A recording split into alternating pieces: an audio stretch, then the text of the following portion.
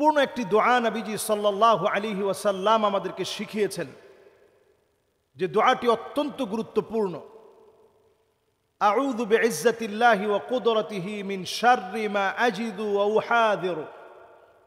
আউযু বিইজ্জাতিল্লাহি ওয়া কুদরাতিহি মিন শাররি মা আজিদু ওয়া উহাযিরু। আউযু বিইজ্জাতিল্লাহি ওয়া কুদরাতিহি মিন শাররি মা আজিদু ওয়া উহাযিরু।